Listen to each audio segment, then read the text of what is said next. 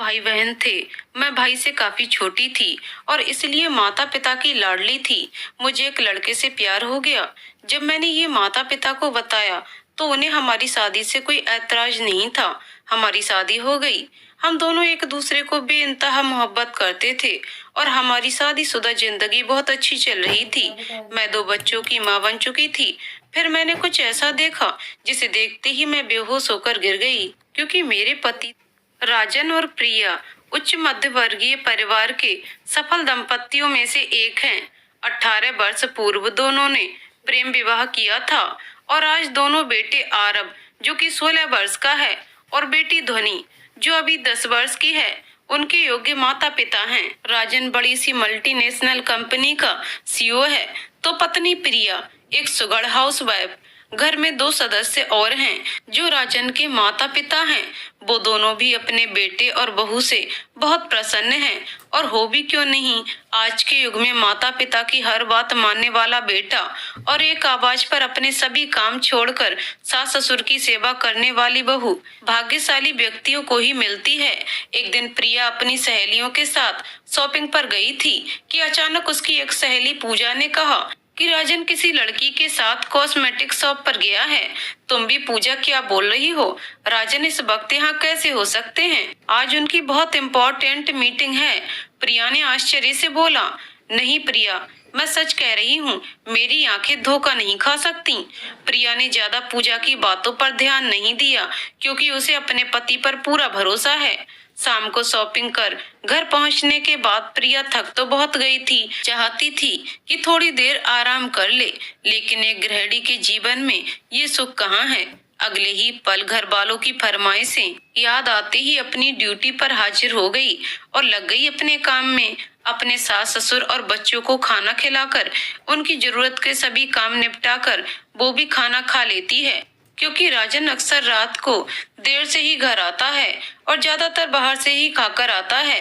रात को तकरीबन 11:30 बजे राजन आता है। सर्वेंट दरवाजा खोलता है। प्रिया भी किचन में ही रहती है, तो खाने के बारे में पूछती है तो राजन खाकर आया हूँ कहकर सीधे कमरे में चला जाता है।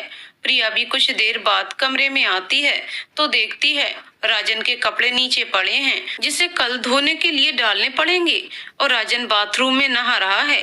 कपड़े चेक करते समय प्रिया को राजन की शर्ट की कॉलर के नीचे लिपस्टिक का निशान दिखता है और कपड़ों से भी लेडीज परफ्यूम की खुशबू आती है। एक पल के लिए तो प्रिया का पत्नी वाला दिमाग उसे राजन पर शक करने के लिए मजबूर कर रहा था, लेकिन प्रिया राजन का प्रोफेशन जानती है, इसलिए उसे पता है कि उसके पति की महिला क्लाइंट भी होती हैं, जिनसे गले मिलते समय लिपस्टिक का निशान लग गया होगा और खुशबू भी रह गई होगी। ऐसा नहीं है कि प्रिया पहले से ही इतनी समझदार थी। शुरू में दोनों के बीच इन्हीं सब चीजों को लेकर काफी समस्या उत्पन्न हुई थी, लेकिन राजन के सब कुछ साफ साफ बता देने के बाद अब प्रिया भी आश्वस्त हो चुकी है इन सब बातों से। और सबसे बड़ी बात, उसे राजन पर खुद से भी ज्यादा भरोसा है, जो कभी ऐसा कर ही नहीं सकता। प्रिया यही सब सोच रही थी कि तभी राजन भी नहाकर आ गया था और प्रिया को पीछे से पकड़ लेता है। क्या बात है प्रिया, आज तो तुम बहुत सुंदर लग रही हो। लगता ही नहीं है कि तुम 2 बच्चों की माँ हो। बस राजन, अब इतना भी झूठ मत बोलो। शरीर में जहाँ तहाँ बड़ी चर्बी ये साफ बताती है कि मैं 2 बच्चों की माँ हूँ, लेकिन तुम अभी भी उतने ही फिट हो जितने कॉलेज में थे, और तुम अपने ही बच्चों के पापा नहीं बल्कि बड़े भाई लगते हो। मेरी नजरों से खुद को देखो प्रिया, तो तुमसे ज्यादा सुंदर कोई भी नहीं दिखेगी। सच कह रहा हूँ प्रिया, आई लव यू। और प्रिया के गालों पर किसकर राजन गुड नाइट कहकर सोने चला जाता है, और प्रिया कुछ देर राजन की बातों को सोचकर हंसती है और खुद को आईने में देखती है। जब से मेनोपॉज शुरू हुआ है, शरीर थुलथुला होता जा रहा है, चेहरे की रौनक भी खत्म हो गई है, लेकिन पति की प्यार भरी बातें सुनकर सुकून बहुत मिला। और सच में जैसा राजन ने कहा, वो खुद को भी आज बहुत सुंदर लग रही थी। क्या बात है, आईने के पास खड़ी रहकर मेरी बीवी को नजर लगाने का इरादा है क्या मैडम? आओ और आकर सो जाओ। राजन ने कहा तो प्रिया भी बेड पर आकर लेट गई और नींद की आगोश में समा गई। आज सुबह से ही प्रिया बहुत व्यस्त है, क्योंकि दोपहर में उसे डॉक्टर के पास जाना है। तो उसने अपने सारे काम जल्दी जल्दी निपटा रही है। राजन को ऑफिस और बेटी को स्कूल भेजकर, सास ससुर को नाश्ता कराकर, दोपहर के खाने के लिए मेड को समझाकर तैयार होकर डॉक्टर के पास पहुंचती है। प्रिया जी, आपको अपने आप का ख्याल रखना चाहिए। थायराइड की टेबलेट मिस नहीं करनी चाहिए। ऊपर से मोनोपाज की समस्या है। लापरवाही करने से परिणाम बहुत बुरा हो सकता है। सॉरी डॉक्टर, काम में बिजी होने की वजह से दवाइयां मिस हो गईं। आइंदा ऐसा नहीं होगा। डॉक्टर से सब कुछ समझने के बाद प्रिया पार्किंग में गाड़ी के पास आती है तो उसे याद आता है कि अपना पर्स तो मैं डॉक्टर के केबिन में ही भूल आई हूँ। तो प्रिया फिर डॉक्टर के केबिन की तरफ जाने लगती है। वहां पहुंचने पर पता चलता है कि डॉक्टर अपनी दूसरी पेशेंट के साथ बिजी हैं, तो वो बाहर ही इंतजार करने लगती है। अंदर से आ रही आवाजें उसके कानों में पड़ती हैं। आवाज काफी जानी पहचानी सी लगती है। प्रिया को तभी अपनी सहेली का फोन आ जाता है और वह दूसरी तरफ मुंह करके बात करने लगती है। तब तक अंदर की पेशेंट बाहर निकलकर जाने लगती है। प्रिया उसका चेहरा देख लेती है, लेकिन दूसरी औरत उसे नहीं देख पाती है। प्रिया अंदर जाकर अपना पर्स लेती है और डॉक्टर से पूछती है, डॉक्टर, निशा को क्या हुआ है? तो डॉक्टर उसे बताती हैं कि वह प्रेग्नेंट है। डॉक्टर की बात सुनकर प्रिया आश्चर्य में पड़ जाती है। क्लिनिक से वापस लौटते हुए प्रिया निशा के बारे में सोचने लगती है। निशा राजन के ऑफिस में ही काम करती है। कई बार पार्टी वगैरह में मुलाकात हुई है। सुलझी हुई लड़की है, लेकिन अभी उसकी शादी नहीं हुई है और वह प्रेग्नेंट है। तो प्रिया को थोड़ा आश्चर्य हो रहा था। वैसे प्रिया इतनी नैरो माइंडेड नहीं है, लेकिन समाज की ऊंच नीच अच्छे से समझती है, इसलिए थोड़ी उलझन में थी। घर पहुंचते ही पता चलता है कि ध्वनि की ट्यूटर की जॉब लग जाने से वह दूसरे शहर में ट्रांसफर हो रही है। तो प्रिया की जिम्मेदारी में एक और काम जुड़ गया कि जब तक ध्वनि के लिए अच्छा ट्यूटर न मिल जाए, उसे ही अपनी बेटी को पढ़ाना होगा। वैसे बच्चों को पढ़ाना प्रिया के लिए कोई नई बात नहीं है। शादी से पहले प्रिया एक स्कूल में टीचिंग का ही काम करती थी। राजन अपने चचेरे भाई के बेटे की पीटीएम में गया था, तो वहीं उसकी मुलाकात प्रिया से हुई थी। फिर दोनों में प्रेम हुआ था और फिर शादी। राजन अपने माता पिता की इकलौती संतान था और अच्छी नौकरी होने के कारण प्रिया को खुद को पूरी तरह से परिवार को समर्पित करना पड़ा। सच कहें तो प्रिया अपने जीवन से खुश है। टीचिंग छोड़ने का उसे कोई अफसोस नहीं है। उसका ये शौक वो अपने बच्चों को पढ़ाकर पूरे कर लेती है। आज राजन 8 बजे ही ऑफिस से घर वापस आ गया था। अमूमन ऐसा होता नहीं है, लेकिन बच्चे, उसके माता पिता और प्रिया बहुत खुश हैं। राजन के घर जल्दी आने से ऐसा कभी कभार ही होता है कि राजन अपने परिवार के साथ डिनर करता हो। जब सब लोग साथ में डिनर कर रहे थे तो राजन अपने में ही खोया हुआ था। उसकी माँ बार बार सब्जी लेने को कह रही थी, तो अचानक से जैसे उसका ध्यान टूटा हो वैसे कहता है, हाँ माँ, आप कुछ कह रही थी? हाँ बेटा, मटर पनीर तेरी पसंदीदा सब्जी है, इसलिए तुम्हें और लेने के लिए पूछ रही थी। नहीं माँ, तबीयत कुछ ठीक नहीं है, कहकर डिनर खत्म कर जब वो अपने कमरे में जाने लगा तो प्रिया ने पूछा कि क्या हुआ? तो राजन ने कहा कि कुछ नहीं, थोड़ा सर दर्द है, रेस्ट करूंगा तो ठीक हो जाएगा। प्रिया कहती है कि तुम चलो, मैं 5 मिनट में आती हूँ, सर की मालिश कर दूंगी तो अच्छी नींद आ जाएगी। ठीक है, कहकर राजन कमरे में चला जाता है। प्रिया जल्दी से राजन के पीछे पीछे कमरे में जाती है और ड्रॉअर से बाम निकालकर सर की मालिश करने लगती है। थोड़ी देर मालिश होने के बाद जब राजन को अच्छा महसूस होता है तो प्रिया से कहता है, ओ मेरी प्यारी प्रिया, तुम्हारे हाथों में तो जादू है। तुम्हारा हाथ लगते ही सर दर्द गायब हो गया। और हाँ, आज क्लिनिक गई थी तो क्या हुआ? होगा क्या, सब ठीक था। और अपने दिनचर्या की सब बातें एक दूसरे से साझा कर दोनों नींद की आगोश में चले जाते हैं। रात को रात भर बारिश हुई थी, इसलिए सुबह बिल्कुल धुली धुली और साफ सुथरी लग रही थी। प्रिया को बारिश बहुत पसंद है। जब उसकी नई नई शादी हुई थी तब वह और राजन खूब साथ में भीगा करते थे। बारिश में यही सोच रही थी प्रिया। अब जिम्मेदारियां बढ़ने से कभी कभी ऐसा लगता है कि दोनों सिर्फ औपचारिकता निभाने के लिए ही एक दूसरे से प्यार दर्शाते हैं, वो भी इसलिए क्योंकि दोनों पति पत्नी हैं। प्रिया को घूमने का भी बहुत शौक था। दोनों एक साथ काफी घूमे भी हैं। ऐसा नहीं है कि अब घूमने नहीं जा सकते, लेकिन प्रिया का ही मन नहीं करता है। इसलिए राजन से कई बार इसी टॉपिक पर काफी मनमुटाव भी हो चुका है। आज रविवार है, इसलिए प्रिया ने थोड़ा सोचने का भी समय निकाल लिया है, वरना सप्ताह के 6 दिन उसके पास इतनी भी मोहलत कहाँ होती है कि वह कुछ सोच भी सके। आईने में खुद को निहार रही थी। क्या से क्या हो गई हूँ मैं। राजन कितनी बार कहते हैं ब्यूटी सैलून जाओ, अपने ऊपर थोड़ा ध्यान दो प्रिया, लेकिन मैं कैसे कहूँ कि मुझे फुर्सत कहाँ है खुद को संभालने की। और आप भी कहाँ पहले की तरह मेरी पल पल तारीफ करते हो। रात को देर से लौटते हो और सुबह जल्दीबाजी में ऑफिस चले जाते हो बिना मेरी तरफ देखे। फिर मैं खुद को क्यों संवारूं। बाहर अभी भी हल्की हल्की बूंदाबांदी हो रही है। प्रिया का मन कर रहा है कि वह खिड़की खोलकर आसमान से गिरती ठंडी ठंडी बूंदों को महसूस करे, लेकिन वो ऐसा नहीं करेगी क्योंकि एसी चल रही है और ऐसा करने से शायद राजन की नींद भी डिस्टर्ब हो जाए। बड़ी मुश्किल से तो वो चैन की नींद सिर्फ संडे को ही ले पाते हैं। अपने मन में इन ख्यालों को अपनी डायरी के साथ साझा कर रही है प्रिया। पहले वो नियमित रूप से हर रात अपनी डायरी लिखा करती थी, बचपन से ही, लेकिन अब कहाँ समय मिल पाता है डायरी लिखने के लिए भी। लेकिन मेरे जीवन में कितनी भी व्यस्तता क्यों ना आ जाए, मैं तुम्हें हमेशा प्यार करती रहूंगी राजन, आई लव यू।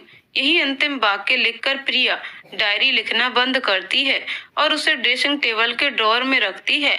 आज नाश्ते में प्रिया ने छोले भटूरे बनाए हैं। सास ससुर और बच्चों ने तो बहुत तारीफ की और खुश होकर नाश्ता किया, लेकिन राजन अधमने तरीके से नाश्ता कर रहा था। प्रिया ने पूछा, राजन नाश्ता क्यों नहीं कर रहे हो, कुछ और बना दूं क्या? ओ प्रिया, मुझे अभी ऑफिस जाना होगा, अभी ही मैसेज आया है, इसलिए गुस्सा आ रहा है। आधा नाश्ता कर राजन रेडी होने चला जाता है। प्रिया नाश्ता कर ही रही थी कि तभी उसका मोबाइल बजा, जिसमें ध्वनि के ट्यूटर का नंबर फ्लैश हुआ। प्रिया कॉल उठाती है। Hello hello Priya ji. जी मैम कहिए। नमस्ते प्रिया जी। नमस्ते मैम। जब मैं कल आपके घर आई थी तो ध्वनि के स्टडी टेबल पर मैं एक अपना व्हाइट कलर का एनवेलप भूल गई हूँ। प्लीज आप उसे मेरे पास भिजवा देंगी, बहुत इम्पोर्टेंट डॉक्यूमेंट है। मैं लेने आ जाती, लेकिन समय नहीं है बिल्कुल भी। जी मैम, मुझे एनवेलप मिल गया है, आप फिक्र मत कीजिए, मैं भिजवा दूंगी। जी थैंक यू। ठीक है, बाय। Okay bye. राजन तो उसी तरफ जा रहे हैं, क्यों ना वही मैम को एनवेलप पहुंचा दें। इतना सोचकर जैसे ही प्रिया अपने कमरे में आई, राजन हड़बड़ाते हुए बाय प्रिया बोलते हुए बाहर चला गया। प्रिया कुछ भी बोल नहीं पाई, बस राजन को जाते हुए देखती रह गई। अब ये एनवेलप कैसे पहुंचाया जाए, यही सोच रही थी तो उसने सोचा कि चलो खुद ही पहुंचा देती हूँ। अपनी सास को सब कुछ बताकर आधे घंटे में लौट आने की बात कहकर गाड़ी लेकर मैम के घर की ओर चली जाती है। वहां पहुंचने पर तेज बारिश हो रही थी, इसलिए मैम को कॉल करके कहती है कि मैं आपकी बिल्डिंग के नीचे हूँ, आप अपनी अमानत ले जाइए। लगभग 5 मिनट के बाद हाथ में छाता लिए मैम नीचे आती हैं। सॉरी प्रिया जी, आपको बहुत तकलीफ दी। तकलीफ क्या है, लीजिए आप अपनी अमानत, हंसते हुए प्रिया कहती है और दोनों हंसने लगती हैं। ठीक है मैम, बाय, बहुत काम है घर में, चलती हूँ। जी ठीक है, बाय। जब प्रिया अपनी गाड़ी जाने के लिए स्टार्ट कर ही रही थी कि तभी उसने राजन को किसी लड़की के साथ गाड़ी में जाते हुए देखा। लड़की ने अपना चेहरा स्कार्फ से ढका हुआ था। राजन यहाँ, वो तो ऑफिस गए थे, ये लड़की कौन है जो उनके बगल में बैठी थी? प्रिया को थोड़ा अजीब लगा, इसलिए वो राजन की गाड़ी के पीछे चली जाती है। ड्राइव करते समय सोचने लगती है कि क्या मैं सही कर रही हूँ या वापस लौट जाऊं। इतना सोच रही थी कि राजन की गाड़ी एक कैफे के आगे रुकी और दोनों उसके अंदर चले गए। प्रिया भी थोड़ी देर बाद अंदर गई। संयोग से दोनों एंट्रांस की तरफ पीठ करके बैठे थे, इसलिए प्रिया उनकी पीछे वाली टेबल पर जाकर बैठ गई उनकी बातें सुनने के लिए। राजन कह रहा था, प्लीज ये बच्चा अबॉर्ट कर दो, मैं कोई बखेड़ा नहीं चाहता, मेरे ऑलरेडी 2 बच्चे हैं। लड़की ने कहा, हाँ तो वो तुम्हारे बच्चे हैं, मेरे नहीं, मैं अपने बच्चे को अबॉर्ट नहीं करूंगी। इतना सुनते ही प्रिया उठकर खड़ी होती है, माथे पर पसीना आ जाता है और राजन की टेबल के पास जाती है। प्रिया को देखकर निशा और राजन एकदम अचकचा जाते हैं और प्रिया कुछ बोल पाती, उसे ऐसा लगता है कि सब कुछ घूम रहा है और अगले ही पल वो राजन की बाहों में बेहोश हो जाती है। प्रिया को जब होश आता है, वह हॉस्पिटल की बेड पर होती है और सामने बैठी हुई अपनी सास पर उसकी नजर जाती है। सास उस समय कोई मैगजीन पढ़ रही हैं। पढ़ते हुए जब प्रिया पर नजर पड़ती है तो खुशी से उठकर बेड के पास पहुंचती हैं और सर पर हाथ फेरते हुए पूछती हैं, तबीयत अच्छी लग रही है बेटा। प्रिया अपनी सारी शक्ति इकट्ठा करके भी मुंह से हाँ जवाब नहीं दे पाई, बस हल्का सा सिर हिलाकर हाँ का इशारा किया। रुको बहू, मैं अभी डॉक्टर को बुलाकर लाती हूँ। और वो डॉक्टर को बुलाने चली जाती हैं। उनके जाने के बाद प्रिया अच्छे से अपनी आंखें खोलकर कमरे में देखती है, लेकिन कमरे में उसके सिवा और कोई नहीं है। उसे बहुत कमजोरी महसूस हो रही थी, इसलिए फिर से आंखों को बंद कर लेती है। थोड़ी ही देर में उसकी सास डॉक्टर और नर्स के साथ कमरे के अंदर आती हैं। डॉक्टर प्रिया को चेक करती है। पूरी तरह से चेकअप करने के बाद प्रिया से पूछती है, कैसा लग रहा है प्रिया जी? प्रिया बस हल्का मुस्कुरा देती है। इतना दौड़ भाग क्यों करती हैं कि सेहत का ऐसा हाल हो जाए? प्रिया एकटक डॉक्टर को देख रही थी। डॉक्टर भी माहौल को हल्का करते हुए कहती हैं, चलिए इसी बहाने आप यहाँ रिलैक्स कीजिए और कुछ दिनों तक हमारी मेहमान नवाजी का लुत्फ उठाइए। सब खिलखिलाकर हंस पड़ते हैं। प्रिया भी कोशिश कर मुस्कुरा देती है। प्रिया को रेस्ट करने की सलाह और नर्स को अच्छे से उसकी देखभाल करने की हिदायत देकर डॉक्टर वापस चली जाती हैं। प्रिया की सास भी शाम होने के कारण घर जाने के लिए अपना हैंडबैग उठाते हुए बोलती हैं, बहू ठीक से आराम करना, कुछ चाहिए हो तो नर्स को बताना, अब मैं घर चलती हूँ। घर की सारी जिम्मेदारी मेरे ही सर पर है, जल्दी ठीक हो जाओ बेटा। और वो भी घर चली जाती हैं। शरीर तो कमजोर है, लेकिन प्रिया का दिमाग अभी भी दुरुस्त है। होश में आने के बाद से ही उसकी नजरें सिर्फ राजन को ही ढूंढ रही थीं। रात को दवाओं के असर से उसे इतनी गहरी नींद आती है कि सुबह 8 बजे नर्स के उठाने पर ही आंखें खुलती हैं।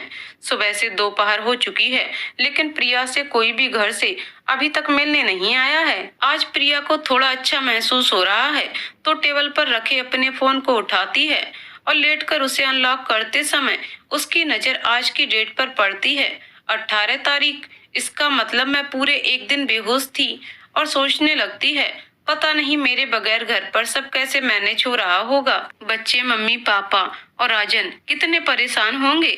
यही सब सोच रही थी कि तभी कमरे का दरवाजा खुलता है और उसके दोनों बच्चे कमरे के अंदर आते हैं और अपनी माँ को जोर से गले लगाते हुए कहते हैं, we miss you so much mumma, जल्दी से ठीक होकर घर आ जाओ। तभी राजन भी कमरे में एंटर करता है और बच्चों को प्रिया को जोर से पकड़े हुए देखकर उन्हें समझाते हुए कहता है, मम्मा अभी बहुत वीक है, जब ठीक हो जाए तब प्यार करते रहना। बच्चे भी अपने पापा की बात मानकर प्रिया से अलग होते हैं और चेयर पर आकर बैठते हैं और पिछले दिनों उनके साथ क्या हुआ ये सब बताने लगते हैं। प्रिया बच्चों की बातें सुनते हुए राजन को देखती है तो राजन नजरें नीचे किए हुए बैठा होता है और आधे घंटे के बाद डॉक्टर से मिलकर सब कुछ समझकर बच्चों को लेकर घर वापस चला जाता है।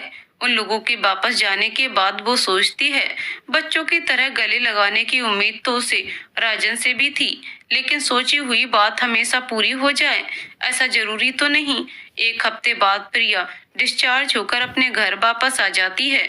उसकी सास उसे अपने कमरे तक सहारा देती हुई ले जाती हैं और राजन भी अपनी नजरें नीचे किए हुए प्रिया का सारा सामान लिए उसके पीछे पीछे आता है। हॉस्पिटल से वापस आने पर घर पर सभी लोगों का बर्ताव पहले जैसा ही था, लेकिन राजन जब भी प्रिया के साथ अकेले होता तो अपनी नजरें नीचे किए ही रहता था। कुछ दिन बीतने के बाद अब प्रिया की सेहत में भी काफी सुधार हो चुका था।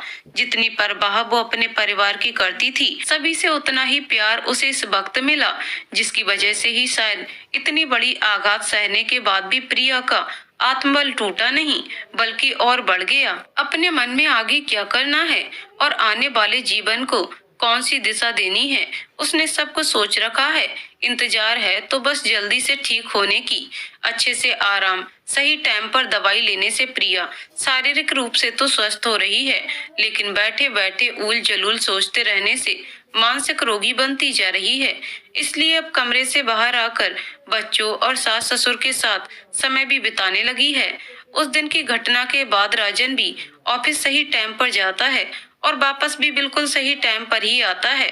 नाश्ता और रात का खाना भी अपने परिवार के ही साथ करता है। राजन में भी बदलाव साफ साफ नजर आ रहा है, इसलिए परिवार वाले भी खुश हैं। जो कुछ भी राजन ने प्रिया के साथ किया है, अभी तक उसने ये बात किसी को भी नहीं बताई है। राजन से भी कोई बात नहीं की। बार बार यही सोचती है कि काश उसने जो कुछ भी देखा और सुना वो गलत हो, लेकिन जिस बात की वजह से 2 हफ्ते बीत जाने के बाद भी अगर वो ठीक नहीं हो पाई है, तो वो बात गलत कैसे हो सकती है। उसे माइल्ड हार्ट अटैक आया था। डॉक्टर ने टेस्ट लेने से बिल्कुल मना किया है। वजन कम करने की हिदायत दी है। 1 महीना बीत चुका है। प्रिया अब रोज सुबह अपनी सास के साथ वॉक जाती है, शुरुआत करती है। और सबसे बड़ी बात, कुछ भी स्टेज चाहे बच्चों की पढ़ाई का ही क्यों ना हो, अब वो नहीं लेती है। रविवार के दिन राजन के पिताजी के छोटे भाई के पोते का मुंडन था, तो उसके माता पिता के साथ धोनी भी वहीं गई हुई थी। रात को ही वो सब वापस आने वाले थे। आरब के स्कूल में एनुअल फंक्शन की तैयारी चल रही थी, तो वो भी अपने स्कूल गया हुआ था और शाम को ही लौटने वाला था। राजन अपने ऑफिस का पेंडिंग काम बालकनी में चेयर पर बैठकर कर रहा था। तभी प्रिया उसे राजन कहकर आवाज देती है। लगभग 1 महीने से भी ज्यादा समय बीत जाने के बाद प्रिया ने राजन का नाम लेकर पुकारा है। काम करते हुए वो हड़बड़ाते हुए पूछता है, हाँ प्रिया बोलो, कोई काम है क्या? हाँ, तुमसे कुछ जरूरी बातें करनी है। हाँ बोलो। देखो, मैं पुरानी बातें ना करना चाहती हूँ और ना ही कुछ सुनना चाहती हूँ। हाँ, मैं भी पिछला सब कुछ भुलाकर तुम्हारे और हमारे बच्चों के साथ एक नई शुरुआत करना चाहता हूँ। जो मैं करना चाहती हूँ, मुझे तुम्हारा साथ चाहिए। मैं बिल्कुल तुम्हारा साथ दूंगा प्रिया। पहले सुन तो लो मैं क्या कहना चाहती हूँ। प्लीज प्रिया, पहले मेरी बात सुन लो। ठीक है, बोलो। प्रिया, माना मेरी गलती माफी के लायक नहीं है, पर प्लीज एक बार अपने मुंह से बोल दो कि तुमने अपने राजन को माफ कर दिया। बोलते हुए प्रिया को गले लगा लेता है। उसकी आंखों से आंसू बह रहे थे। प्रिया को गले लगाए हुए ही कहता है, प्रिया तुमसे बढ़कर मेरे लिए कोई भी नहीं है। मैं तुम्हारे बगैर जीने की सोच भी नहीं सकता हूँ। प्रिया राजन को खुद से दूर करते हुए कहती है, मुझे घुटन हो रही है।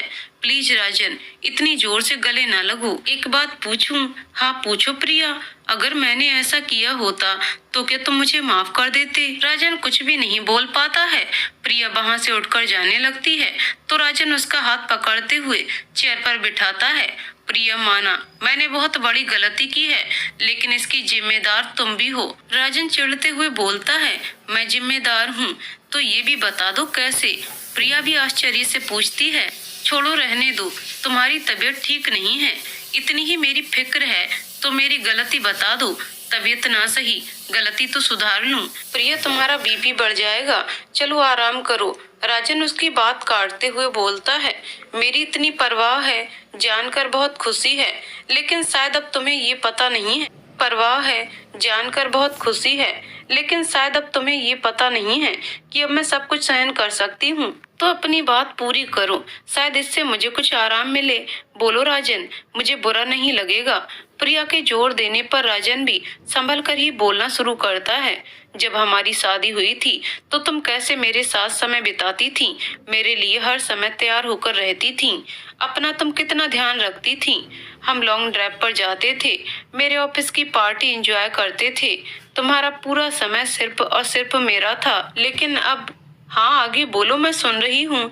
कुछ नहीं हो रहा है मुझे, बोलो। जब से बच्चे हमारी जिंदगी में आए हैं सब कुछ बदल गया है।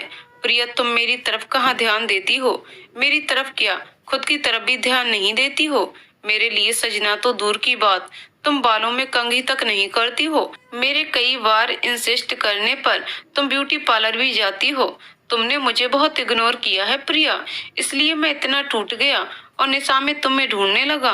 कहते हैं जोश में लोग होश खो बैठते हैं, वही भूल राजन से भी हो गई। अपनी गलती का जिम्मेदार भी उसने प्रिया को ही बना दिया। प्रिया ने चुपचाप राजन की सारी बातें सुनी और बोली, मुझे माफ कर दो, मैंने तुम्हें बहुत इग्नोर किया, अब ऐसा नहीं होगा। ये बोलकर प्रिया वहां से उठकर गार्डन में चली जाती है। राजन को लगा था कि उसके ये सब बोलने से प्रिया बहुत नाराज होगी और पता नहीं क्या बोलेगी, लेकिन प्रिया से ऐसी प्रतिक्रिया पाकर उसे अबाक सा जाते हुए देखता है। नीचे घास पर बैठकर प्रिया राजन की कही हुई बातों को सोचने लगती है। मैंने तुम्हें इग्नोर किया राजन, तो इसलिए तुम निशा के साथ आगे वो सोच भी नहीं पाती है। बच्चों के होने के बाद तुम्हारा क्या बदला? बदलाव तो सिर्फ मुझ में आए, चाहे वो शारीरिक हो या मानसिक। सारे बदलाव तो मैंने सहे। कभी कभी तो खाना खाने का भी समय नहीं होता है, वो तुम्हें नहीं दिखता, लेकिन बालों में कंघी नहीं की ये दिखाई देता है। मैंने तुम्हारा परिवार अच्छे से संभाला, ये नहीं दिखता। खुद को नहीं सजाया, ये दिख जाता है। मैंने तुम्हें कब इग्नोर किया मुझे याद नहीं, लेकिन करवा चौथ के दिन भी तुम कई सालों से रात को देर से ही आते हो, और फिर भी मैं तुम्हारे हाथों से ही निवाला खाकर अपना व्रत तोड़ती हूँ और तुम्हारा थका हूँ बोलकर सो जाना आज याद आ गया राजन। ठीक है, अगर गलती मेरी है तो मैं ही इसे ठीक भी करूंगी। सोचते हुए प्रिया अपने किए हुए फैसले पर एक बार फिर खुश हो जाती है। प्रिया नए आत्मविश्वास के साथ उठकर खड़ी होती है और खुद को समझाते हुए अंदाज में कहती है, माँ कहती थी ना, जब तक हम नहीं चाहते हमसे हमारा कोई कुछ भी नहीं छीन सकता, फिर चाहे वो हमारा विश्वास ही क्यों ना हो। जिंदगी से मेरा विश्वास मुझसे कोई छीन नहीं सकता है। उसने अपने भविष्य के बारे में कुछ निर्णय लिया है, इसलिए अब वह बेकार की बातों को सोचना नहीं चाहती है, अपने लिए जीना चाहती है। अगली सुबह प्रिया ने अपने ससुर जी और सासू माँ को ये बताया कि वो एक कोचिंग क्लास खोलना चाहती है, जिसमें क्लास सेकंड से क्लास 8 तक के बच्चों को पढ़ाएगी, और इसके लिए मुझे आप दोनों की हेल्प चाहिए। सास ससुर आश्चर्य होकर पूछते हैं कि अचानक से तुमने ये योजना क्यों बना ली? अभी तबीयत भी ठीक नहीं हुई है और फिर घर परिवार भी है। अगर कोचिंग क्लासेस में समय दोगी तो घर के लिए समय कैसे निकाल पाओगी? और राजन तो अच्छा खासा अर्न कर ही रहा है, तो क्या जरूरत है ऐसे झमेले में पड़ने की? प्रिया के सास ससुर ने नकारात्मक प्रतिक्रिया ही दी उसे। उसने सोचा था कि शायद मम्मी जी पापा जी मेरी बात को समझेंगे। बातों को सुनकर वो दुखी नहीं हुई, बल्कि अपने सपनों को साकार करने का इरादा उसने और भी पक्का कर लिया, और उन दोनों को और ज्यादा अपनी बात समझाकर उन्हें और परेशान नहीं करना चाहती थी, इसलिए बातचीत वहीं समाप्त कर दी। कुछ दिन बीतने के बाद प्रिया अपने मायके गई, जो उसके ससुराल से सिर्फ 4 किलोमीटर ही दूर है। अपने माता पिता की मृत्यु के 2 साल के बाद प्रिया आज पहली बार आ पाई है, क्योंकि घर के कामकाज से उसे फुर्सत ही नहीं मिलती थी, और मम्मी पापा के जाने के बाद उसका उस घर में मन भी नहीं लगता था, इसलिए प्रिया यहाँ नहीं आती थी। प्रिया के एक बड़े भाई भी हैं, जो उससे पूरे 12 साल बड़े हैं। क्योंकि प्रिया का जन्म उसके माता पिता के अधिक आयु में हुआ था, इसलिए अपने पेरेंट्स की बहुत लाडली थी और अपने बड़े भाई की जान रही है। मुंह से कोई बात निकलने से पहले ही भैया उसकी सारी फरमाइशें पूरी कर देते थे, जिसे याद कर उसके होठों पर मुस्कान तैर जाती है कि तभी घर का दरवाजा खुलता है। उसकी भाभी दूसरी तरफ होती हैं। प्रिया उनके पैर छूने के बाद गले से लिपट जाती है। खुश रहो लाडो, अपने भाई भाभी की याद नहीं आती है? भाभी ने आंखों में आए आंसुओं को छिपाते हुए पूछा। आती है ना भाभी, बहुत याद आती है, इसलिए चली आइए आपसे मिलने, प्रिया ने खुश होते हुए कहा, और घर के अंदर जाते ही जोर जोर से दादा दादा आवाज देने लग जाती है। लाडो, तेरे भैया बाजार गए हैं तुम्हारी पसंदीदा मिठाई लाने के लिए। प्रिया खुश हो जाती है और अपनी भाभी के साथ बातचीत करते हुए किचन में चली जाती है। प्रिया के भाई एक उच्च सरकारी कर्मचारी हैं और दूसरे शहर में रहते हैं। छुट्टियों में ही यहाँ आ पाते हैं और खुद ही प्रिया के ससुराल जाकर उससे मिलाते हैं। बेटी और बेटा दोनों ही सेटल हो चुके हैं और वो दोनों भी अलग अलग शहरों में रहते हैं। लगभग 15 मिनट के बाद प्रिया के भाई प्रमोद जी उसके मनपसंद खाने की चीजों को लेकर घर पहुंचते हैं। प्रिया दौड़ते हुए बच्चों की तरह भाई के गले लग जाती है। भैया, आपने इतनी तकलीफ क्यों उठाई? मैं क्या कोई मेहमान हूँ? थोड़ा सा नाराजगी जताते हुए बोलती है। मेहमान ही तो है लाडो, माँ पिताजी के गुजरने के पूरे 2 साल के बाद आई है तू यहाँ। भाई ने भी प्यार भरा उलाहना देते हुए कहा। चल भाई का दिल रखने के लिए इतना भी झूठ मत बोल, भाभी ने किचन से कहा। लेकिन प्रिया के हाव भाव देखकर और बातें सुनकर बड़े भाई की अनुभवी आंखों को ये समझते देर नहीं लगी, लाडो किसी परेशानी में है और बचपन से अपनी माँ की बातें मन में ही दबा कर रखने की आदत है, इसलिए कुछ बताएगी नहीं, मुझे ही संभल कर पूछना पड़ेगा। सब हॉल में सोफे पर आकर बैठते हैं। लो लाडो, मिश्रा जी की कचौड़ी तुम्हारी पसंदीदा। भाभी ने कचौड़ी की प्लेट प्रिया को थमाते हुए कहा। नहीं भाभी, मैं ये नहीं खा सकती। कचौड़ी की प्लेट नीचे रखते हुए प्रिया बोली। क्यों नहीं खा सकती? तुम्हारे भैया तुम्हारे लिए ही लाए हैं, कम से कम एक तो खाओ। भाभी का दिल रख लो लाडो, भैया बोले। नहीं भैया, मैं नहीं खा सकती, डॉक्टर ने मना किया है। तला हुआ और ज्यादा तेल मसाला वाला खाने से परहेज करना है मुझे। अच्छा ठीक है, तो तू फल खा ले, भाभी ने बोला। हाँ ये खा लूंगी मैं, प्रिया हंसते हुए बोलती है। प्रिया आई तो है अपने भैया भाभी से अपने मन की बात शेयर करने, लेकिन कुछ समझ ही नहीं आ रहा है कि शुरुआत कैसे करे। उधर भैया भी समझ गए हैं कि प्रिया कुछ परेशानी में है, तो वो भी यही सोच रहे हैं कि कैसे पूछने की शुरुआत करें। प्रिया नाश्ता करने के बाद छत के ऊपर चली जाती है। टहलते हुए आसपास लगे हुए पेड़ों को देखती है, जिन्हें वह बचपन से जानती है। आज भी बिल्कुल वैसे ही हैं, लेकिन शायद वह बदल गई है। थोड़ी देर बाद प्रिया को नीचे बुलाने के लिए उसके भैया आते हैं। लाडो लाडो, क्या कर रही है अकेले?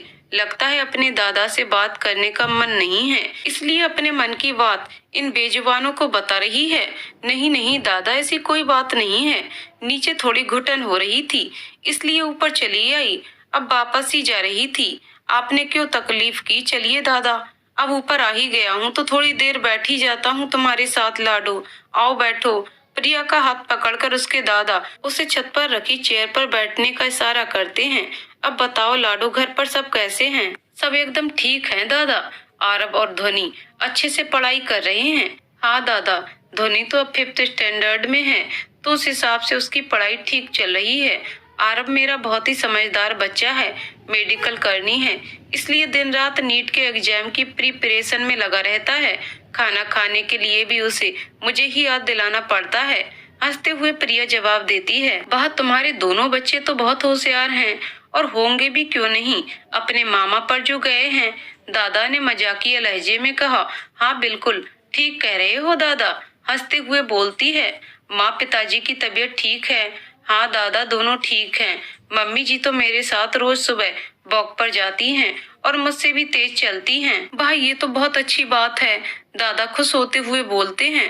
राजन से तो आज सुबह ही बात हुई है मेरी, तो उनके बारे में सब उन्हीं से जान ली और अपनी भी बता दी। राजन का नाम सुनकर प्रिया बस हूँ बोलकर जवाब देती है और गंभीर हो जाती है।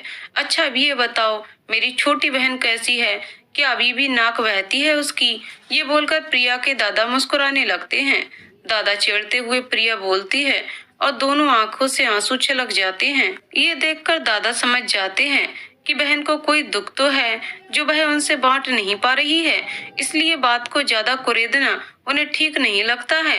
हंसते हुए माहौल को हल्का बनाने के उद्देश्य से कहते हैं, इतनी बड़ी हो गई हो, 2 बच्चों की माँ हो, और दादा के इतने छोटे से मजाक के लिए इतने महंगे आंसू बर्बाद कर दिए और अपने हाथों से प्रिया के आंसू पोंछ देते हैं। अब चलो नीचे मेरी रोदरू बहन। हाथ पकड़कर नीचे लेकर चले जाते हैं। प्रिया किचन में चली जाती है, जहाँ उसकी भाभी खाना बना रही थी कि तभी दादा आवाज लगाते हैं। मेरा चश्मा कहाँ है? मिल नहीं रहा कविता, जरा ढूंढ दो। तुम्हारे दादा अपनी एक भी चीज पर ध्यान नहीं रखते कि कहाँ रखी है। लाडो जरा कड़ी पर ध्यान देना, उबाल आने ही वाली है, बोलकर भाभी अपने कमरे में चली जाती हैं। आपने तो चश्मा पहना हुआ है, फिर क्यों मुझे बुला रहे हैं? जरा धीरे बोलो, तुमसे कुछ बात करनी है, फुसफुसाते हुए बोलते हैं। भाभी अपनी आवाज धीमी करते हुए बोलती हैं। हाँ बोलिए, क्या बोलना चाहते हैं? मुझे लगता है लाडो किसी परेशानी में है और हमसे बात करना चाहती है, लेकिन संकोच से कह नहीं पा रही है, तो जरा तुम मुझसे प्यार से पूछो कि क्या परेशानी है उसे। जी आप सही कह रहे हैं, परेशान तो है लाडो। कहाँ जब पहले आती थी तो पूरे समय सिर्फ राजन की ही बातें करती रहती थी और अपने घर वापस लौटने के लिए बेचैनी दिखती थी। आज ऐसा लग रहा है जैसे ये हमारी लाडो है ही नहीं, इतनी शांत है जैसे कुछ बहुत बुरा हुआ है उसके साथ। हाँ मुझे भी ऐसा ही लगता है। अच्छा जाओ अब लाडो के पास। जी जाती हूँ, आप फिक्र मत कीजिए, मैं सब संभाल लूंगी। भाभी किचन में वापस आती हैं और देखती हैं कि कड़ी में उबाल आने ही वाला है और प्रिया खोई हुई सी खड़ी है। लाडो ध्यान कहाँ है तुम्हारा, बोलकर गैस की आंच धीमी कर देती है। प्रिया हड़बड़ा जाती है और उसे देखकर भाभी सोचने लगती हैं, कैसे जानूं तुम्हारी तकलीफ लाडो, और उदास होकर कड़ी को देखने लगती हैं। दोपहर में प्रिया अपनी भाभी के साथ कमरे में बैठी हुई थी।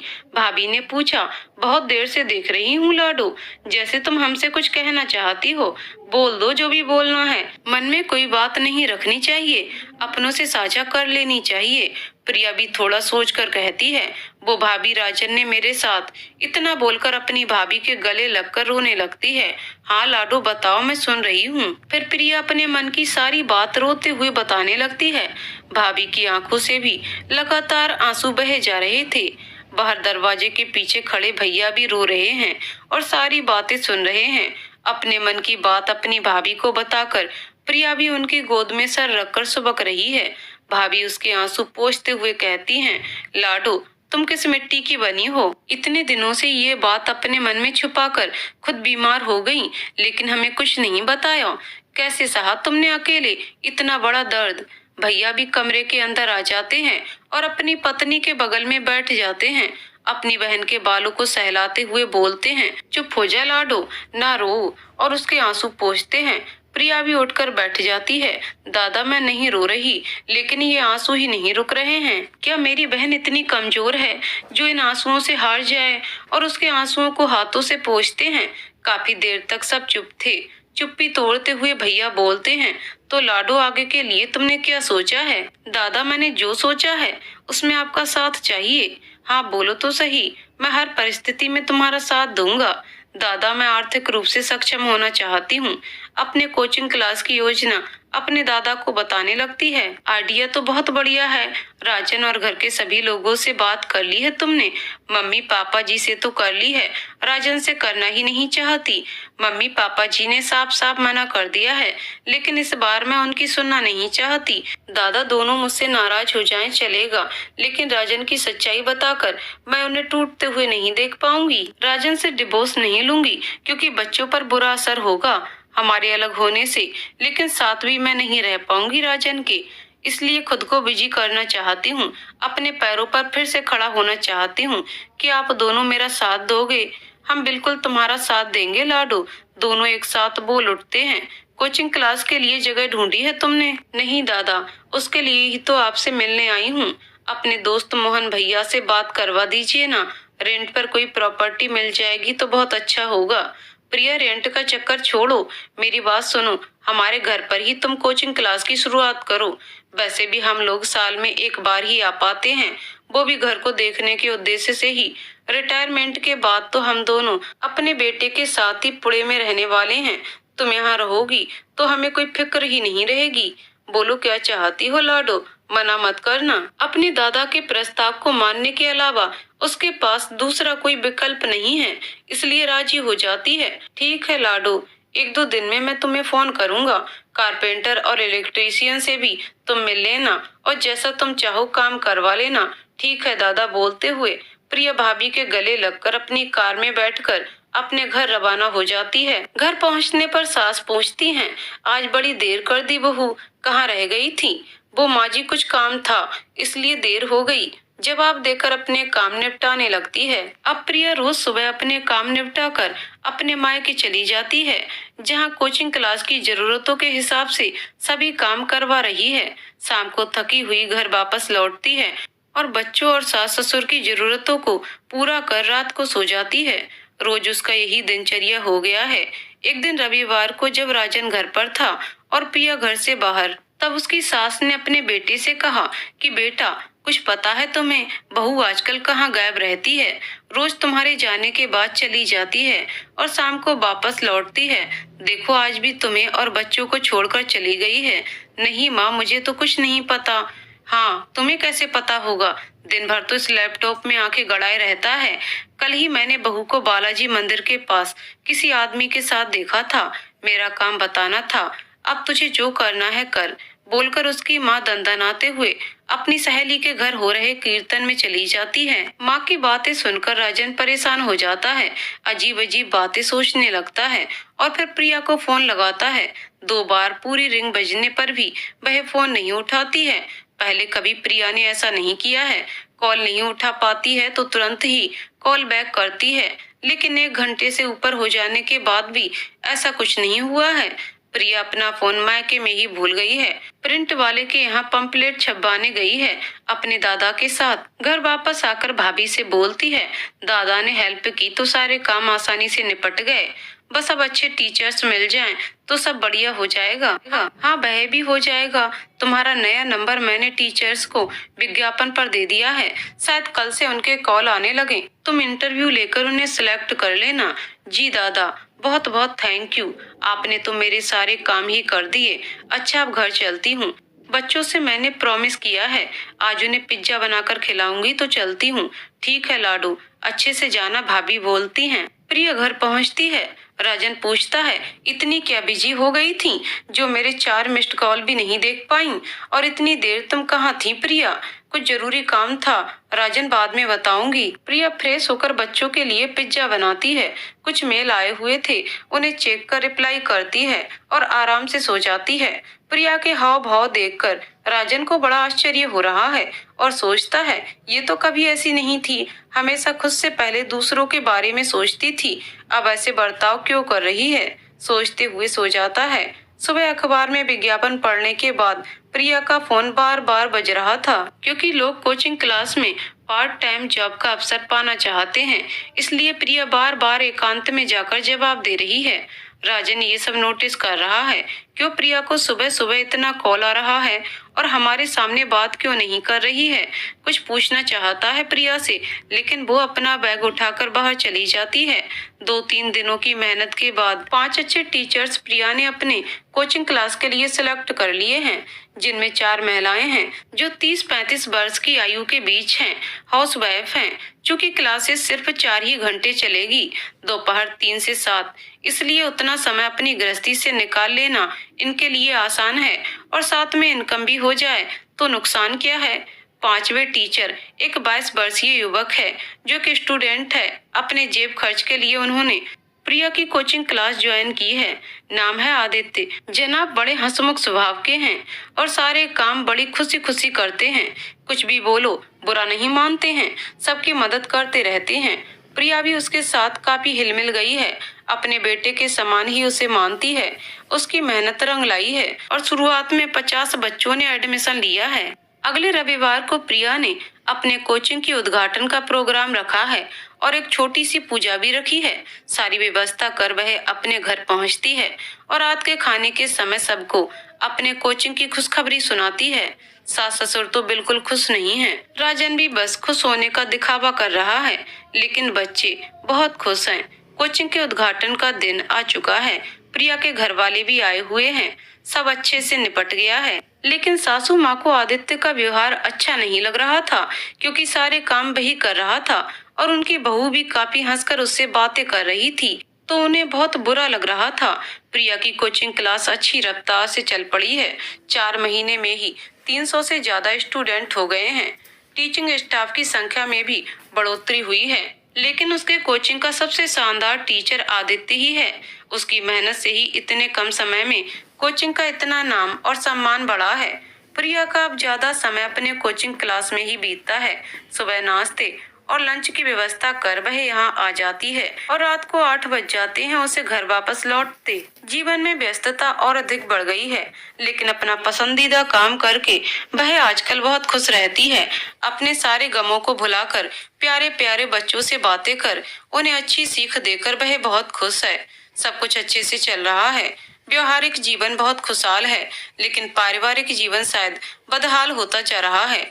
प्रिया सब समझ रही है, लेकिन कुछ कर नहीं सकती है। राजन फिर पहले की तरह ही ऑफिस में ज्यादा समय बिताने लगा है। दोनों के रिश्ते में दरार बढ़ती ही जा रही है। बच्चों की खातिर ही साथ हैं दोनों। बच्चे ही दोनों के रिश्ते की आखिरी गांठ हैं। सास ससुर तो हमेशा मुंह फुलाए ही रहते हैं। बहू की तरक्की उन्हें बिल्कुल भी रास नहीं आ रही है। सास ने तो प्रिया के चरित्र को अपने मन में मलिन कर रखा है, बस शब्दों से कहना शेष है। आदित्य का प्रिया के कोचिंग क्लास में पढ़ाना उन्हें बिल्कुल पसंद नहीं है।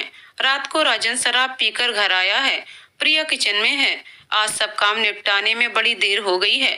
लड़खड़ाते कदमों से राजन अपने कमरे में जाता है।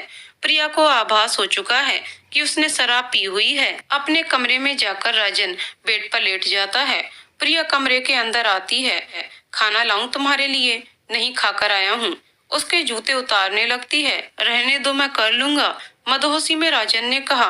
प्रिया जूते उतार देती है। आंखें खोलने की कोशिश करते हुए राजन कहता है, और कितनी सजा दोगी मुझे? माफ क्यों नहीं कर देती हो? मेरे साथ रहकर भी इतनी दूर क्यों हो मुझसे? उसे गले लगाने की कोशिश करता है। धीमे से प्रिया कहती है, तुम अभी होश में नहीं हो, सुबह बात करते हैं। तब तक राजन प्रिया के करीब आकर उसे अपने गले से लगा लेता है। प्रिया सब कुछ भूलकर उसकी बाहों में समा जाती है। आंखों से आंसू बहने लगते हैं कि तभी अचानक राजन की पकड़ और मजबूत होने लगती है। नशे में राजन प्रिया के गालों पर अपने प्यार की छाप छोड़ चुका है। अब उसके होठों की तरफ बढ़ रहा है। तभी अचानक से प्रिया उसे अपने से अलग करती है। राजन और जोर से उसे पकड़ता है और उसे बेड पर सुला देता है। अंत में प्रिया भी हारकर राजन के प्यार में समर्पित हो जाती है। महीनों बाद आज दोनों पति पत्नी चैन की नींद सोए हैं। सुबह मुस्कुराते हुए प्रिया जब बेड से उठने लगती है, तब राजन नींद में ही उसका हाथ पकड़ते हुए कहता है, कहाँ जा रही हो निशा? प्लीज यहीं मेरे पास रहो ना। फिर एक बार प्रिया को राजन द्वारा चले जाने का एहसास होता है। खैर, इस बार जो कुछ भी हुआ उसमें उसकी मर्जी भी शामिल थी। जज्बातों में बहकर अपने पति का प्यार पा तो लिया, लेकिन वो तो सिर्फ सपना था। हकीकत तो आंखें खोलते ही पता चल गया। प्रिया नहाने के लिए बाथरूम में चली जाती है। शावर के नीचे अपने आंसुओं को बहने दे रही है। जब वो नहाकर बाहर आती है तो राजन उठा हुआ रहता है। प्रिया उसके तरफ बिना देखे ही रेडी होने लगती है। तभी राजन आकर उसे पीछे से पकड़ लेता है और उसके गाल पर किस करते हुए कहता है, थैंक यू प्रिया, मुझे माफ करने के लिए। प्रिया अपने गाल को टॉवल से साफ करते हुए बोलती है, सॉरी राजन। तुम क्यों सॉरी कह रही हो? चौंकते हुए राजन पूछता है। वो कल रात तुम नशे में थे और मैंने तुम्हारा फायदा उठाकर अपनी दैहिक जरूरत पूरी की। तुमने फायदा कहाँ उठाया प्रिया? हमारे बीच जो कुछ भी हुआ उसमें मेरी मर्जी भी थी। इतना भी नशे में नहीं था मैं। राजन ने सफाई देते हुए कहा, नहीं तुम थे नशे में। सॉरी, मुझे माफ कर दो। तुम कैसी बात कर रही हो प्रिया? मुझे सब अच्छे से याद है। तुमने मेरा फायदा नहीं उठाया है। नहीं राजन, तुम नींद में भी निशा का नाम लिए जा रहे थे और फिर भी मैंने तुम्हारे साथ। सॉरी, आगे से ऐसा नहीं होगा। प्रिया ने अपनी आंखों में आए आंसुओं को पोंछकर उसे घूरते हुए कहा, एक बार फिर तुमने मुझे धोखा दिया। राजन भी अपनी भूल समझ गया और बाथरूम में नहाने के लिए चला गया। प्रिया का मन बहुत उदास था, फिर भी नाश्ता तैयार कर सबको खिलाकर अपनी बेटी ध्वनि के साथ उसके स्कूल पीटीएम के लिए पहुंचती है। ध्वनि की क्लास टीचर उसकी बहुत तारीफ करती हैं। प्रिया को भी उसकी पढ़ाई पर ध्यान देने के लिए बधाई देती हैं। स्कूल से निकलकर प्रिया कोचिंग जा रही है। अब वह थोड़ी ठीक है। सुबह से उसका चेहरा उतरा हुआ था, लेकिन बच्चों की वजह से उसे खुशी मिल ही जाती है। प्रिया के दोनों बच्चे उसके जीवन में जब से आए हैं, उसे तब से किसी भी चीज की कमी का एहसास ही नहीं होता है। अगर परेशान भी होती है तो बच्चों के लिए हमेशा खुश रहने की ही कोशिश में लगी रहती है। कोचिंग क्लास के सारे काम खत्म कर घर आती है। सबको खाना खिलाकर बच्चों को सुलाकर अपने कमरे में जाती है। 1 बज गए हैं, लेकिन राजन अभी तक नहीं आया है। प्रिया ऊँघते हुए उसी का इंतजार कर रही है।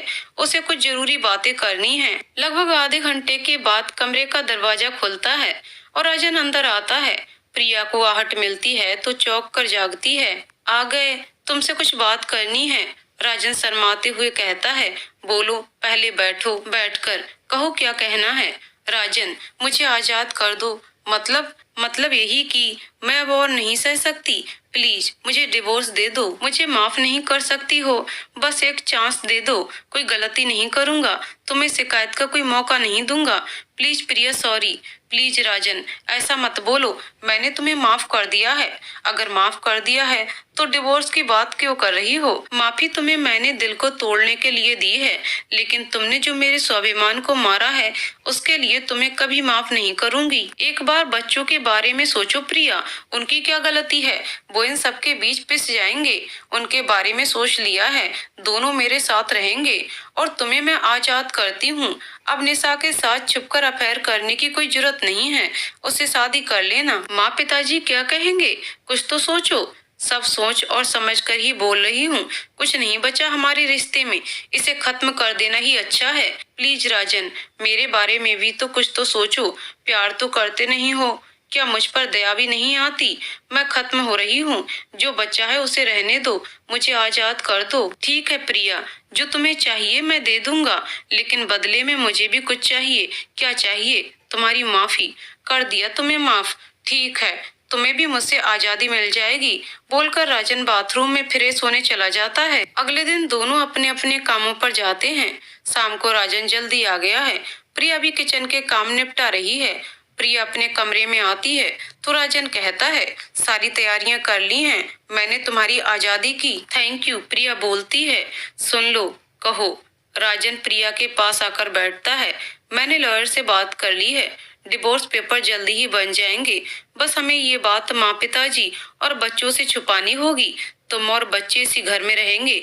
मैं माँ पिताजी को अपने साथ बेंगलुरु लेकर चला जाऊंगा। मैं वहीं शिफ्ट हो रहा हूँ। 2-3 महीने मुझे वहाँ सेटल होने में लग जाएंगे। तब तक माँ पिताजी यहीं तुम्हारे साथ रहेंगे। फिर मैं उन्हें अपने साथ लेकर चला जाऊंगा। लेकिन हमें ये नाटक करना होगा कि हम साथ हैं, और काम की वजह से मैं दूसरे शहर सेटल हुआ हूँ, और तुम अपने काम और बच्चों की पढ़ाई के लिए यहीं रहोगी। राज बेंगलोर में अपने काम को व्यवस्थित कर 3 महीने बाद दिल्ली लौटता है। माँ और पिताजी को बताता है कि अब हम लोगों को वहीं रहना है।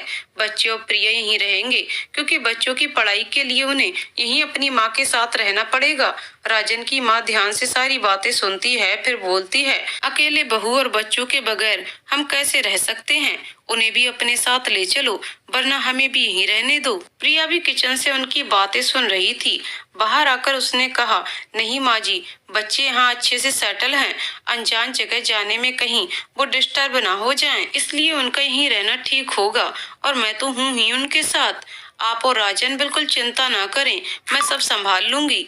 इसी बात की तो चिंता है बहू कि तुम बच्चों के साथ रहोगी। मतलब माँ जी, अब मतलब जाने भी दो। आप बता दीजिए, क्या चिंता होगी अगर बच्चे मेरे साथ रहेंगे? मेरा मुंह मत खुलवाओ, जाने दो बहू। नहीं माँ जी, आप बता सकती हैं, मैं सुन लूंगी। मतलब यही है कि तुमने ही मेरे बेटे को ऐसी उल जलूल आइडिया दिया होगा, हम लोग दूसरे शहर चले जाएं और तुम यहाँ अपनी मर्जी का करो। अपनी मर्जी की मैं क्या करूंगी माँ जी? प्रिया चौंकते हुए पूछती है। जो तुम अभी कर रही हो, सासू माँ चिढ़ते हुए बोलती है। अभी क्या कर रही हूँ?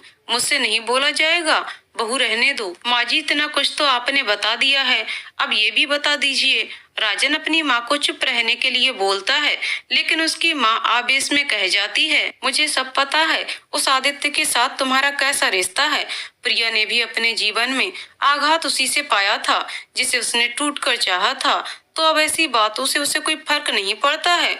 वो गर्व से अपनी सास को कहती है कि मुझे आप जैसे ओछी सोच वालों को बताने की कोई जरूरत नहीं है कि मेरे और आदित्य के बीच क्या रिश्ता है। आप जो सोच रही हैं वही है। अब आप खुश हो गईं?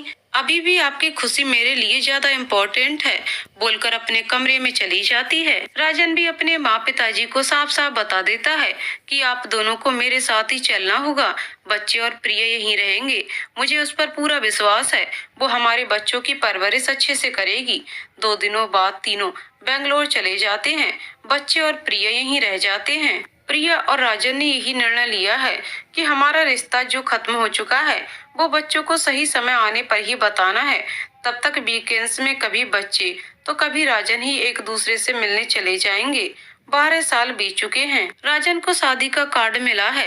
एड्रेस दिल्ली का है तो फटाफट खोलकर पढ़ता है। उसके बेटे आरब की शादी का कार्ड है। नम आंखों से पूरे कार्ड को पढ़ता है। उस दिन को याद करता है जब आज से 4 साल पहले प्रिया से अलग होना और अलग होने का कारण उसने आरब को बताया था। तब वह इतना नाराज हुआ था कि आपने मेरी मम्मा के साथ ऐसा कैसे किया? जवाब दीजिए। और राजन के पास कोई जवाब नहीं था। उस दिन से लेकर आज तक दोनों में कोई बातचीत नहीं हुई है।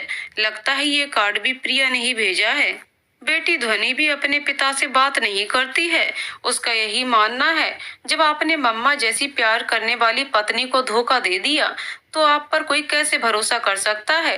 पापा मम्मा का दुख आपको तब महसूस होगा जब कोई आपकी बेटी के साथ ऐसा करेगा। तब अपनी बेटी के मुंह पर हाथ रख दिया था राजन ने, लेकिन ऐसा सोचकर भी वो कांप गया था। ये सारी बातें वो सोच ही रहा था कि तभी अपनी पीठ पर अपनी माँ का स्पर्श उसे महसूस होता है। क्या देख रहे हो बेटे? माँ, हमारे आरब की शादी है। प्रिया ने कार्ड भेजा है, हम सभी को बुलाया है। आप चलोगी? हाँ, मैं जरूर चलूंगी अपने पोते की शादी में, खुश होते हुए कहती है। दिल्ली, आरब की हल्दी की रस्म चल रही है। प्रिया बहुत व्यस्त है। उसके भैया उसे थोड़ी देर आराम से बैठने को कहते हैं, लेकिन प्रिया मना करती है। हाथ पकड़कर अपने पास बिठा लेते हैं। अपनी पत्नी को जूस लाने के लिए कहते हैं। दादा, मैं नहीं बैठ सकती, बहुत काम बाकी है। थोड़ी देर तो बैठ जाए लाडू, सारे काम हो जाएंगे। ठीक है दादा, आपको मुझसे कुछ कहना है क्या? हाँ लाडू, यही कहना चाहता हूँ कि मुझे तुम पर गर्व है। इतनी बड़ी मुसीबत आने पर भी तुम टूटी नहीं, बल्कि और मजबूत बनकर सबका सामना किया। खुद पैरों पर खड़ी हुई, अपने बेटे को डॉक्टर बनाया, बेटी को भी एमबीबीएस करा रही हो। सभी कामों को इतनी आसानी से तुमने निपटा लिया, तो ये छोटे मोटे काम तो चुटकियों में कर लोगी। थोड़ा अपनी सेहत का भी ध्यान रखो। हाँ मम्मा, मामा जी ठीक कह रहे हैं, हेल्थ का ख्याल रखना बहुत जरूरी है। बोलते हुए ध्वनि अपनी मामी के साथ आती है, अपनी माँ को जूस पिलाती है। ठीक है मेरी माँ, बोलते हुए प्रिया जूस पी लेती है। ये नजारा राजन खड़े हुए देख रहा है, जो अभी अभी शादी में शामिल होने के लिए आया है। काश अपने बच्चों का प्यार मेरे नसीब में भी होता, पर मैंने सब कुछ अपने हाथों से ही बर्बाद कर दिया। राजन, तुम कब आए? चौंकते हुए प्रिया पूछती है। बस अभी ही आया हूँ, राजन जवाब देता है। राजन की माँ अपनी पोती के पास जाती है, उसे प्यार से गले लगाती है। प्रिया भी उनके पैर छूती है तो उनकी आंखों में आंसू आ जाते हैं। मन ग्लानि से भर जाता है कि गलत मेरा बेटा था और कीचड़ मैंने तुम पर उड़ाई थी, फिर भी तुम सब कुछ चुपचाप सह गई, उब तक नहीं किया। तुम कितनी महान हो और मैं कितनी नीच, सोचते हुए प्रिया को गले लगा लेती हैं। आरब और ध्वनि अपनी दादी के आने पर जितने खुश थे, उतने ही नाराज राजन के आने से थे। लेकिन प्रिया ने सारी परिस्थिति संभाल ली थी। वो भी अपनी माँ की खुशी के लिए कुछ भी कर सकते थे। राजन अपने ही बेटे की शादी में बेगानों के समान था, लेकिन प्रिया उसे ऐसा महसूस होने नहीं दे रही थी। शादी आराम से संपन्न हो गई। दूल्हा दुल्हन घर आ चुके हैं। शाम को रिसेप्शन है। स्टेज पर दूल्हा दुल्हन खड़े हैं। तभी सरकारी गाड़ी गेट के पास आकर रुकती है। दो बंदूकधारी पुलिसकर्मी गाड़ी से बाहर निकलते हैं। उनमें से एक गाड़ी का दरवाजा खोलता है, जिससे जिले के डीएम और उनकी पत्नी बाहर निकलते हैं और स्टेज की तरफ जाने लगते हैं। रास्ते में प्रिया से भेंट होती है तो डीएम साहब झुककर प्रिया के पैर छूते हैं। उनकी पत्नी भी उनका साथ देती हैं और अपनी पत्नी से कहते हैं, ये मेरी दूसरी माँ है। आज मैं जो कुछ भी हूँ, इन्हीं के मार्गदर्शन की वजह से हूँ। खुश रहो आदित्य बेटा, खुश रहो बहू, मेरी वजह से नहीं बहू, तुम्हारा पति अपनी मेहनत से इस मुकाम पर पहुंचा है। और फिर उन लोगों के बीच कुछ बातें होती हैं और सभी स्टेज पर जाते हैं। आरब और ध्वनि आदित्य से मिलकर बहुत खुश होते हैं और थोड़े नाराज भी कि शादी में क्यों नहीं आए, पर जानते हैं कि डीएम के कंधे पर कितनी जिम्मेदारियां होती हैं, इसलिए खुश होकर सभी फोटो खिंचवाने लगते हैं। राजन और उसकी माँ दूर से ये नजारा देख रहे होते हैं। दोनों को अपनी अपनी भूल आज समझ आ गई है। तभी प्रिया उन दोनों को भी स्टेज पर बुला लेती है और उनके साथ भी दूल्हा दुल्हन को फोटो खिंचवाने के लिए कहती है। सब लोग फोटोज खिंचवाने का आनंद लेते हैं। रिसेप्शन के बाद प्रिया अपने बेटे बहू को उनके दादाजी का आशीर्वाद लेने को कहती है, जो अब इस दुनिया में नहीं है। इसलिए दोनों दादाजी की तस्वीर के नीचे दिया जलाकर उनका आशीर्वाद लेते हैं। फिर प्रिया उन दोनों को नई जिंदगी की शुरुआत करने से पहले यही आशीर्वाद देती है कि चाहे कुछ भी हो जाए, दोनों कभी भी एक दूसरे का विश्वास मत तोड़ना, और जब कभी भी लगे कि हमारे बीच दूरियां आ रही हैं, तो एक दूसरे से अपनी मन की बात जरूर करें। दोनों अपनी माँ का आशीर्वाद पाकर अपने कमरे में चले जाते हैं। सब काम निपटा लेने के बाद प्रिया थोड़ी देर लॉन में टहलने लगती है। तभी राजन उसके पास आता है, जो कल बेंगलोर वापस जाने वाला है। प्रिया, मुझे तुमसे कुछ बात करनी है। हाँ राजन, बोलो, मुझे माफ कर दो। फिर से ये क्या बातें लेकर बैठ गए तुम? सो जाओ, सो जाऊंगा अगर तुम्हारी माफी मिल जाएगी। प्लीज प्रिया, मुझे माफ कर दो ताकि मैं भी तुम्हारी तरह चैन की नींद सो सकूं। प्लीज प्रिया, सब कुछ माफ करके मेरे पास वापस आ जाओ ना। मैं सुधर गया हूँ, निशा से भी डिवोर्स ले चुका हूँ। मुझे तुम्हारी जरूरत है, प्लीज सब कुछ भूल जाओ ना। प्लीज राजन जाओ, अब मुझसे ऐसा कुछ नहीं होगा। मैं बहुत खुश हूँ। मेरा प्यार तुम थे, हो और रहोगे, लेकिन तुम्हारा प्यार मैं नहीं थी। मेरी जगह तुमने किसी और को दे दी, जो मैंने भुला दिया। लेकिन मैं ये कभी नहीं भूल सकती कि ये सब तुमने तब किया जब तुम्हें किसी चीज की कोई कमी नहीं थी। बस थोड़ी सी खुशी पाने के लिए तुमने मुझे जीवन भर का दुख दे दिया। बोलते हुए प्रिया घर के अंदर जाने लगती है। राजन, मुझे माफ कर दो बोलता हुआ गिड़गिड़ाता रहता है। प्रिया फिर से पीछे मुड़ने की भूल नहीं करती है। तो दोस्तों, कहानी यहीं पर समाप्त होती है। दोस्तों, आपको कहानी कैसी लगी कमेंट करके जरूर बताइएगा। कहानी पसंद आई हो तो वीडियो को लाइक शेयर करें और चैनल को सब्सक्राइब करें। कहानी को पूरा सुनने के लिए बहुत बहुत धन्यवाद दोस्तों।